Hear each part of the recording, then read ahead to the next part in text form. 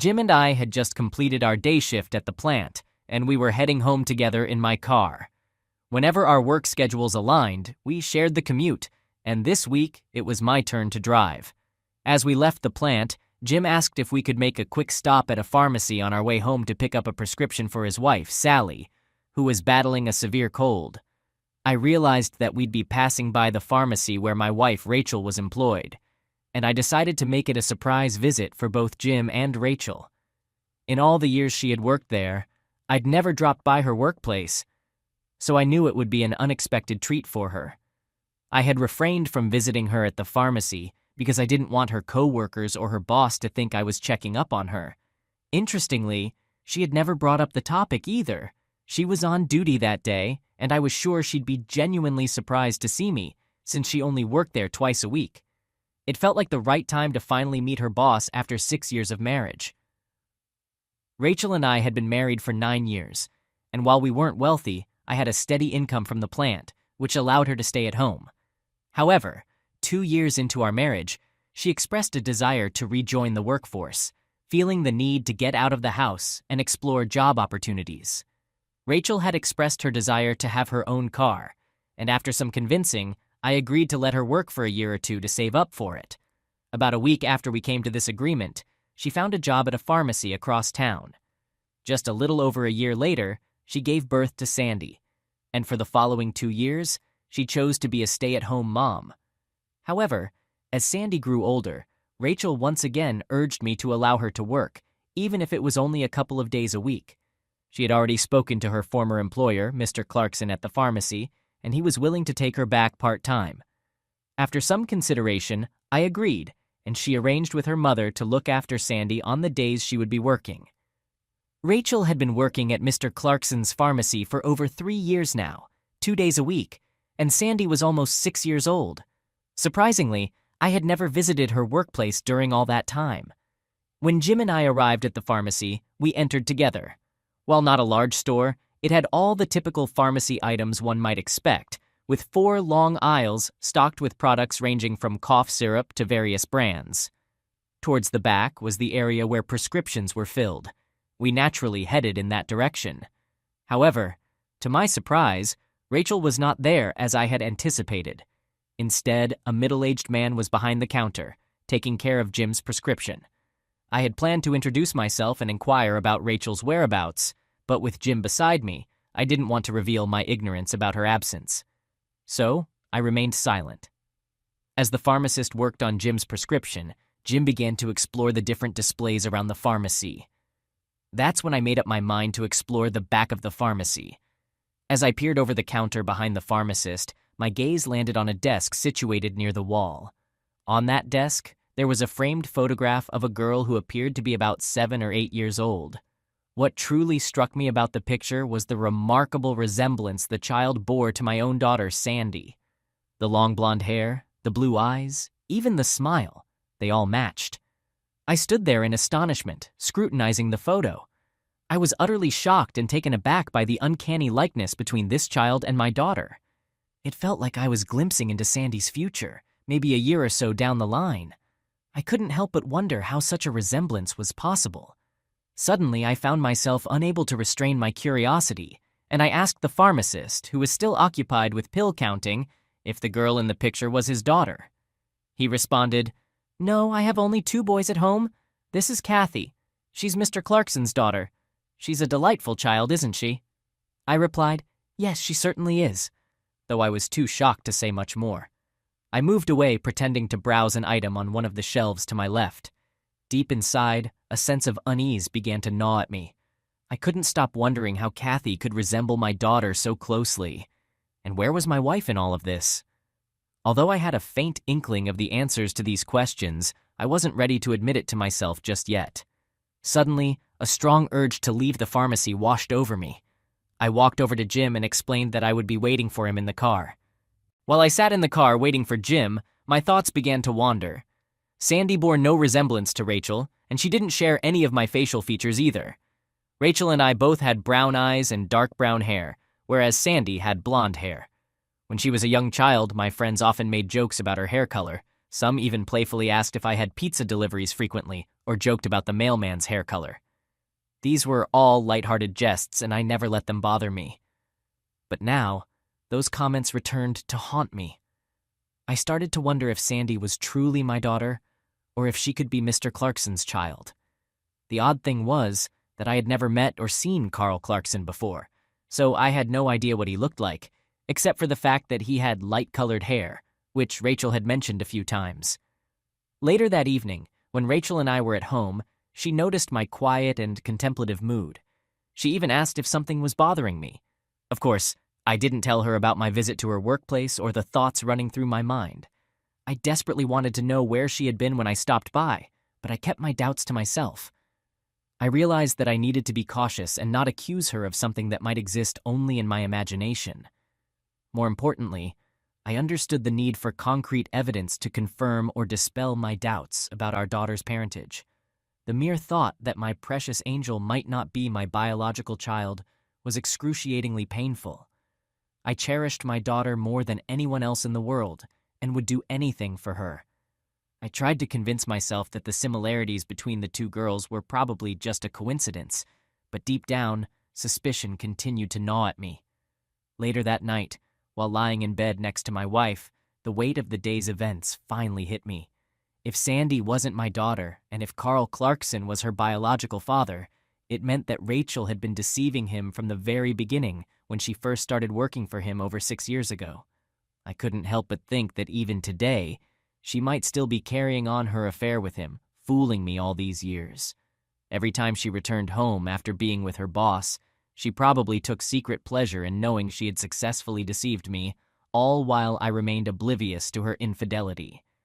I had already noticed her habit of rushing into the shower as soon as she came home, claiming she needed to remove the smell of the chemicals she worked with.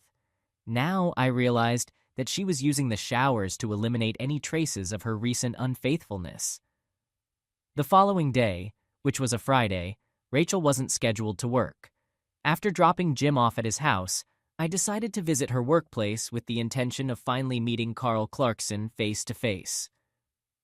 Since he didn't know me and I had never seen him before, I felt it was time to get a glimpse of him.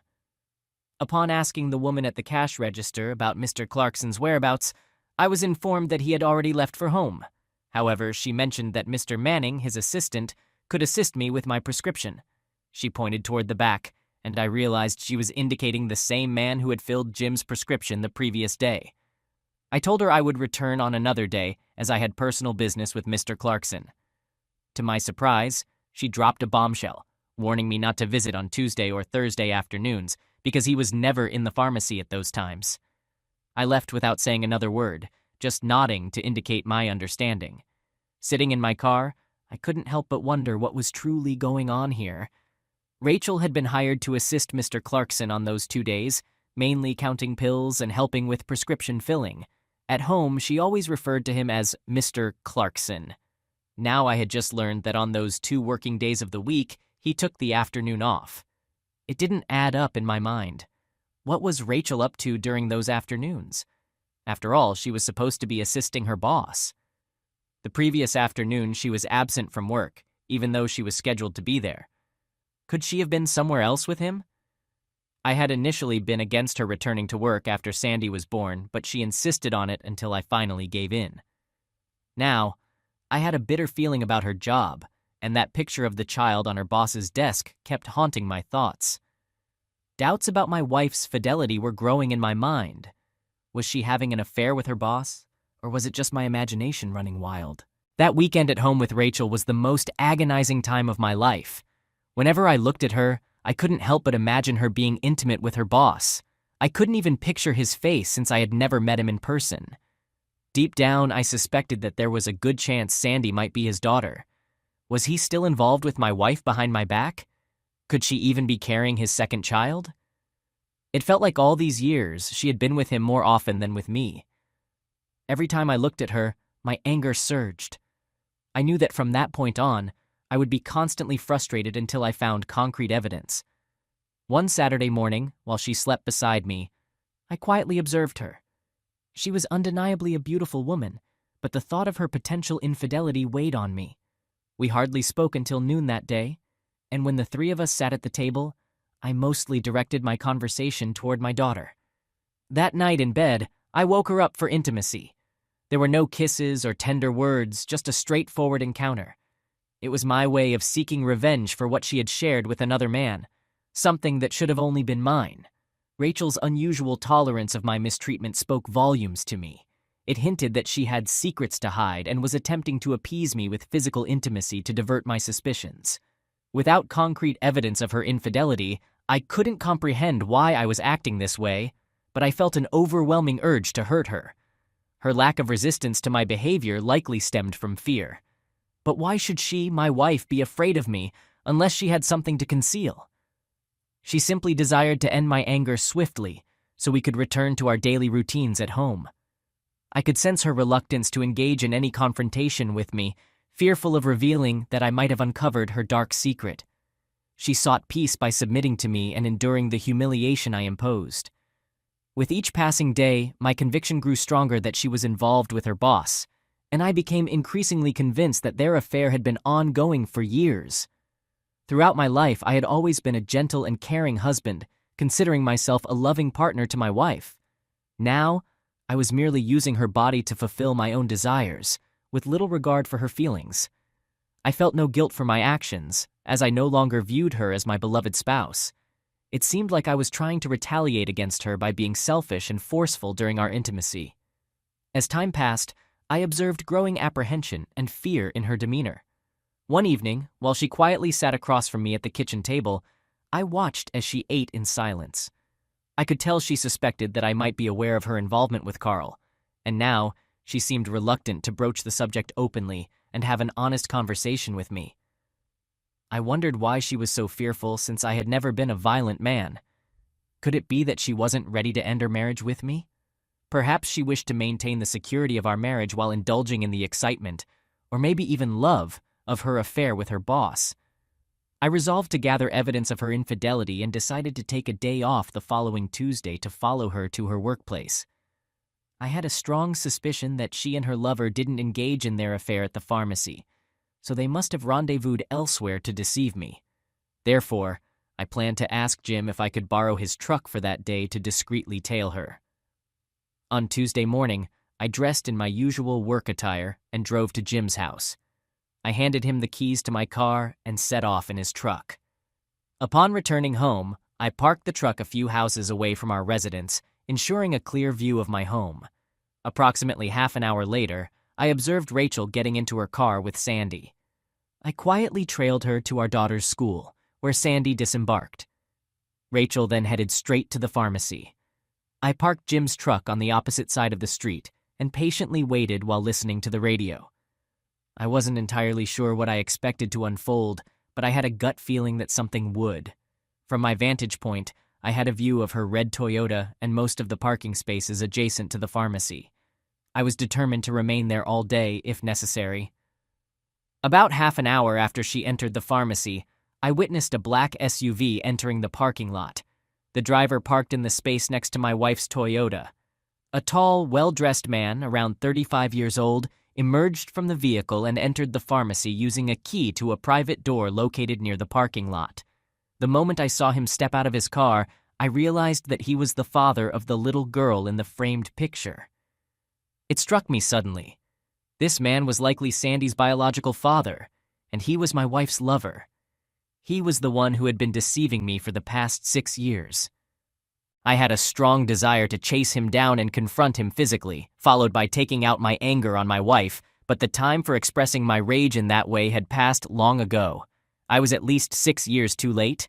It might have been acceptable to do so after she had cheated on me for the first or second time. But now, after 6 years of ongoing infidelity at a rate of possibly 2 times each week, it was too late for that. No. Now was the time to end my marriage and ensure they both faced consequences for what they had done to me. Revenge was on my mind. I patiently waited in Jim's truck until noon. Suddenly, I saw the same door swing open and Rachel and her lover emerged from the building. They both had smiles on their faces, and to an outsider, they appeared like a happy couple. They got into his SUV and drove away. Following the black SUV was straightforward, as my wife's lover didn't seem to be in a hurry. 15 minutes later, they were on a country road leading to the lake. Another 10 minutes, and I observed them turning into the entrance of a cozy log cottage right on the lake's shore. I parked Jim's truck on the side of the road half a mile away and then walked back towards the log cottage. It was surrounded by a tall, well-trimmed cedar hedge, except for the side facing the lake, which gave me the privacy I needed to avoid being seen by the neighbors. I circled the house slowly until I heard noises coming from an open window on the left side of the cottage. Carefully approaching the partially open window, which was at shoulder height, I peered inside. It took a moment for my eyes to adjust to the dim light in the room, but soon I could clearly discern the figures of a woman and a man on a bed. They were both unclothed and already engaged in intimate activities. As I scrutinized his face, I began to notice a striking resemblance to Sandy, my daughter. He had the same delicate nose as her, and, of course, the same hair and eye color. There were no longer any uncertainties in my mind at this point. Carl Clarkson was Sandy's biological father, having conceived her with my supposedly faithful wife. Throughout all those years, she had led me to believe that I was Sandy's dad, effectively making a fool out of me. I couldn't help but imagine my wife and her lover sharing secret laughter at my expense. To them, I must have been the biggest fool imaginable, unknowingly raising another man's child. I couldn't deny that it was possible they were even planning to have another child together right now. However, my love for my daughter remained unwavering. In my heart and mind, she was still my daughter, and no one would ever take her away from me. Witnessing my wife engaged in an intimate act with another man was a monumental shock. It's an experience I wouldn't wish upon any husband. It stirred up a mix of intense anger and profound sadness, even though it strangely stirred some inappropriate feelings as well. At the same time, I felt utterly lost, unsure of my next steps. Tears streamed down my face, and I couldn't help but feel sorry for myself, further fueling my anger towards both of them. In that moment, I deeply regretted not bringing a camera with me, as having concrete evidence of her infidelity would have been valuable. At this point, I was resolute in my decision to file for divorce. I knew I needed convincing evidence of her affair to present in court and make a case for custody of Sandy. Watching your beloved wife engaging in a clandestine affair is a devastating experience. I couldn't bear to continue observing them or hearing their words, so I quietly retreated to the truck. Update. Rachel returned home at her usual time after work that day. She immediately went upstairs to take a shower while I carried on preparing dinner for the family, as was my routine on her workdays. Conversation between us was limited, but our attention was focused on Sandy, who eagerly shared details about her day at school. The next morning, a Wednesday, Rachel had the day off. She was in her robe, having breakfast with Sandy and me at the table. Occasionally, I noticed her stealing glances at me when she thought I wasn't paying attention, wearing a peculiar expression that seemed to suggest she suspected I knew about her affair with her boss. There was even a hint of fear in her gaze. That evening, while Rachel was busy in the kitchen putting away dishes, I recounted a fictitious story about a coworker at the plant. This coworker had discovered his wife's affair the previous week and reacted by physically assaulting her. I mentioned that his friends from work were considering taking action against her lover. After listening quietly, Rachel looked at me with widened eyes and asked if I believed it was the right course of action. I explained to her that a woman had no business cheating on her husband, and it was only fair that both the wife and her lover faced consequences for the disrespect they showed toward the sanctity of the husband's marriage. Tuesday came around again, and once more, I took the afternoon off, borrowing Jim's truck. After having lunch in the truck around noon, I drove to the lakeside cottage where, as expected, Carl's black SUV was parked in the driveway. This time, I had my video camera with me, fully prepared to capture evidence of their infidelity. I needed that proof not only to bolster my case for custody of Sandy, but also to confront Carl's wife. Yes, my intention was to hurt him as much as I could. He would face consequences for the illicit thrill he derived from his affair with my wife. For a while, I seriously contemplated getting a DNA test done on Sandy and me to use it as evidence of her infidelity. However, I soon realized that even if I proved I wasn't Sandy's biological father, it could give my wife ammunition in court to take Sandy away from me. Instead, I chose to feign ignorance of this fact and hoped that the video of their affair would suffice. They were once again engaged in intimate activities on the bed, just as I had witnessed before. However, this time, I captured everything on video. While recording them, I overheard Carl mentioning to my wife that he was ensuring his wife wouldn't obtain her driver's permit, preventing her from following him. Rachel later informed him that I had been acting strangely for the past few days, expressing her concern that I might be suspecting the truth about their affair. It was clear that this revelation was making Carl quite nervous. When I felt I had gathered enough footage of my unfaithful wife and her lover, I returned home to prepare dinner, as I typically did on her workdays. Her work usually ended at 6, and she would arrive home 15 minutes later. Therefore, I deduced that on those days she was supposed to be working, she and Carl must have been involved in their affair from 2:30 p.m. to 5:30 p.m.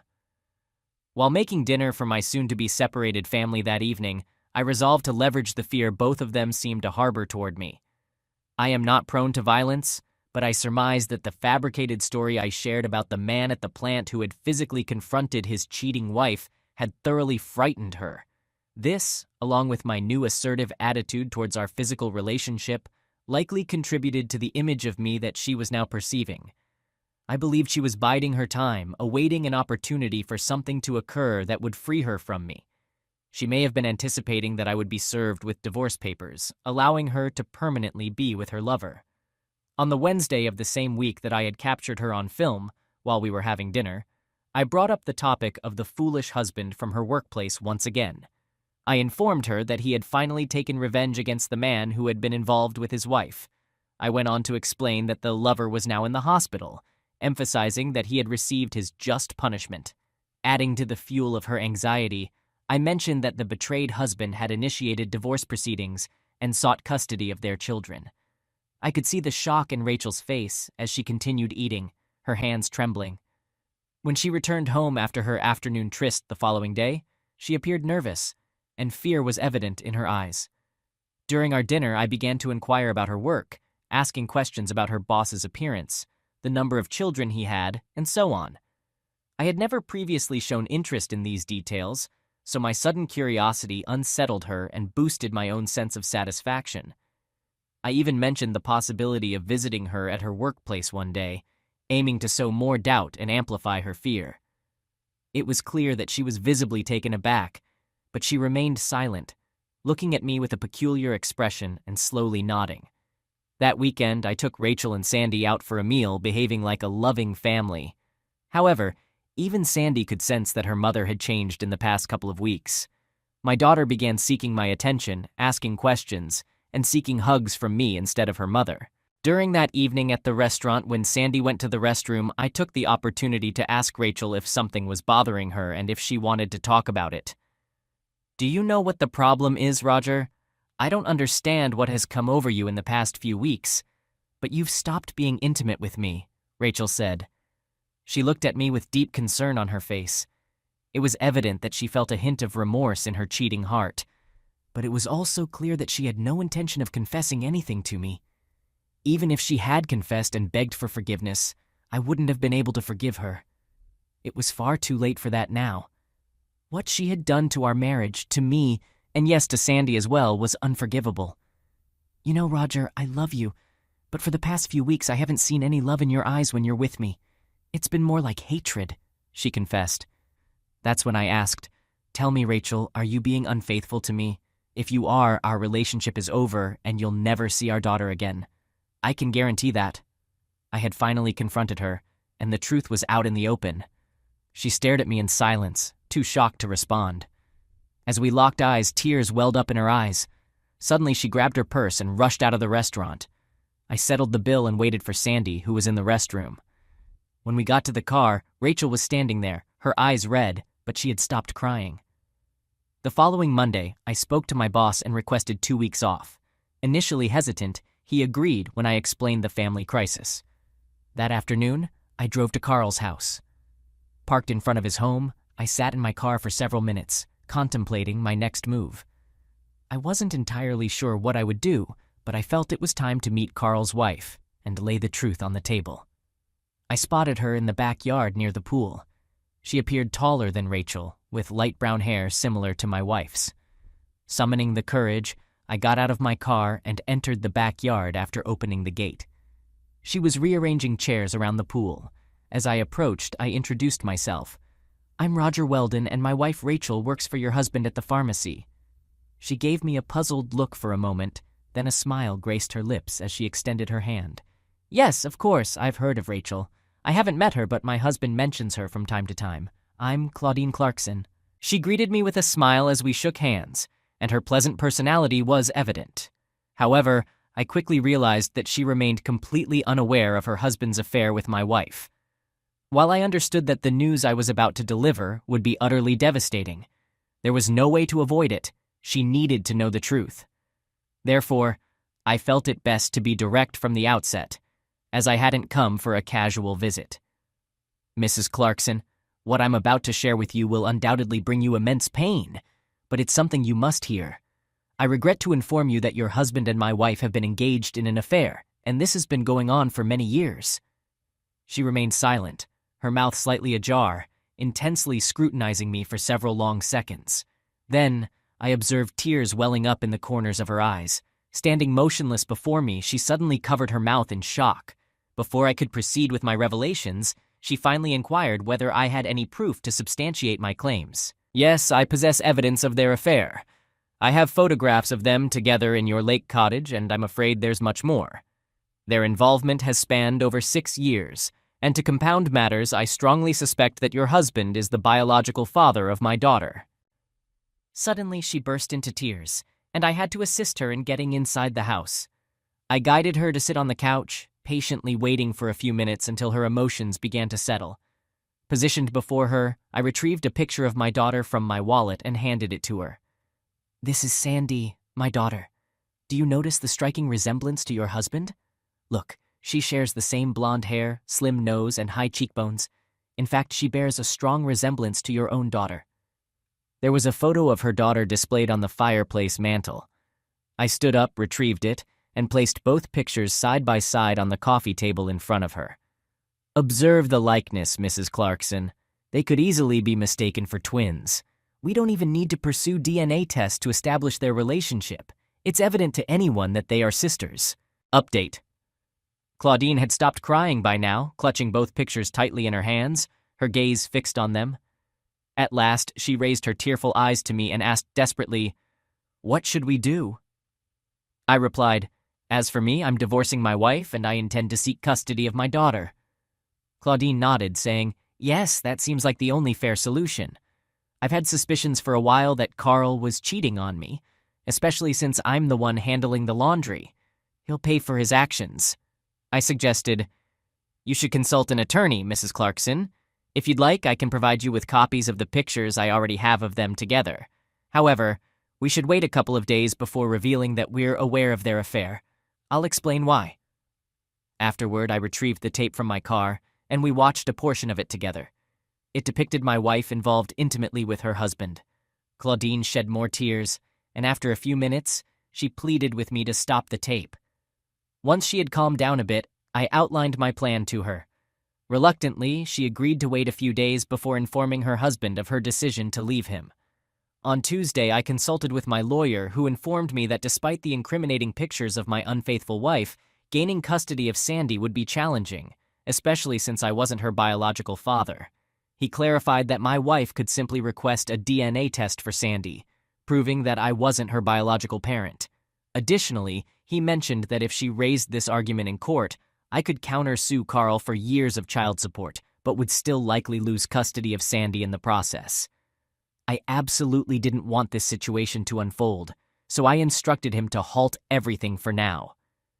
I needed to find a way to push her into leaving our home and abandoning Sandy in my care. This is when I began devising a plan to achieve just that. If I could convince her to go away with her lover, even if only for a brief period, she would jeopardize her chances of gaining custody of our daughter in case of a separation. After all, there hadn't been any DNA tests conducted yet to confirm that I wasn't Sandy's father, and a mother who left for a fling with another man wouldn't look favorable in the eyes of a judge. Upon Rachel's return from work, I noticed clear evidence of her infidelity. Her lips were smeared and glistening. As she realized that I now knew her secret, She burst into tears and implored my forgiveness. She attempted to communicate with me, repeatedly expressing her remorse. However, I remained silent, just staring at her. When it became apparent that I had no intention of talking to her, she eventually confessed that she intended to end her affair with Carl and quit her job. She even claimed her love for me alone and offered to make amends if I could forgive her. It was evident she was being dishonest. Having overheard her words about me while at the cottage with her lover, I knew she had no intention of leaving him. No, she was merely stalling for time. It was clear that she had decided to leave me for Carl, and the only thing holding her back from an immediate departure was Sandy and her fear of my reaction. To compel her to run away with her boss, I needed to stoke that fear. She had to feel threatened, both for her own safety and that of her lover. Consequently, I calmly informed her that I would never forgive her for betraying me and that my retaliation against her and Carl would be excruciating. Of course, I didn't mention that I wasn't Sandy's biological father. Later that afternoon, I drove to Claudine's house. Following my suggestion, she had hired the same lawyer I had. She informed me that he had already prepared much of the paperwork for both divorces. Claudine also mentioned that her husband had been acting strangely in the past 24 hours. She spotted him loading boxes into his SUV when he thought she was in the yard. She suspected that he was secretly planning to leave her. I made her realize that this could be the best outcome for her, as she would automatically gain custody of her daughter if he did indeed leave. Abandoning his family would mean losing everything and portraying himself poorly in front of a judge if it came to that. Naturally, Rachel didn't go to work that Tuesday. She informed me that she had quit her job and had no intention of ever speaking to Carl again. I had little faith in her promise, as I knew she was being untruthful, and I had no intention of remaining married to her much longer. Later that day, I noticed her discreetly packing items from her walk-in closet, signaling her plan to leave me soon. However, I was determined not to let her take Sandy with her. To further intensify her desire to run away with her lover, I decided to continue instilling more fear in her already disturbed mind. In the afternoon, I explained to her that I intended to deal with Carl the following week. When she inquired about my intentions regarding our marriage, I simply informed her that after I had addressed her lover, I would decide what to do with her. I could see the fear in her eyes as she gazed at me silently for an extended period. I'm not naturally a violent person, and prior to the past 2 weeks, I had always treated her with gentleness, both in bed and in our daily interactions. However, after discovering that she had broken her marriage vows over 6 years ago and was still doing so, the love I once had for her had completely vanished, and I transformed into a different person. Not a violent man, but a sorrowful and resentful one. The next day, I drove Sandy to school and had a conversation with the school's administrator. I informed her that my wife was planning to run away with another man, and there was a risk she might attempt to abduct my daughter. I stressed that under no circumstances should they allow my wife or anyone else to take my daughter from the school premises. I explained that I would personally drop her off at school every day and pick her up from inside the school in the afternoon. When I returned home after dropping Sandy off at school, I sensed that my wife was on the verge of leaving me. Later that afternoon, I visited Claudine's house. I was aware that while I was away, my wife would likely use the phone to communicate with Carl. However, I anticipated this and hoped they would proceed with their plan to run away together. I wanted my wife out of my life and preferred Carl to be as far away from me as possible. Serving divorce papers to my unfaithful wife was no longer an option because there was a risk she would take Sandy away from me in the process. Instead, I aimed to compel her to run away with Carl, leaving her daughter behind, even if only for a few days. My intention was to relocate to a distant part of the country with my daughter if that occurred. When I arrived at Claudine's house, she was in tears. She informed me that Carl had taken most of his belongings from their home and left without revealing his destination. I realized that he had been waiting for me to leave my house so he could rendezvous with Rachel. However, I wanted to ensure they didn't take Sandy with them, so I promptly drove to Sandy's school. Upon my arrival, I spotted Carl's car in front of the school. He was with my wife, and they both saw me parking my car in front of the school. Upon seeing me, they hastily drove away.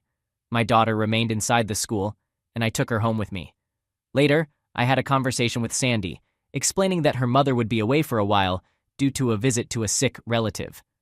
The following day, I replaced all the locks on the doors and then met with my lawyer to inform him that Rachel had abandoned her family and eloped with her lover. Subsequently, I visited a real estate agent to list my house for sale, expressing my desire for a quick sale. Since the property was solely in my name, I anticipated no issues with the paperwork. That evening, I contacted Claudine, who was in tears. She revealed that her husband had left a note on her bed, confessing his love for someone else and his intention to leave her.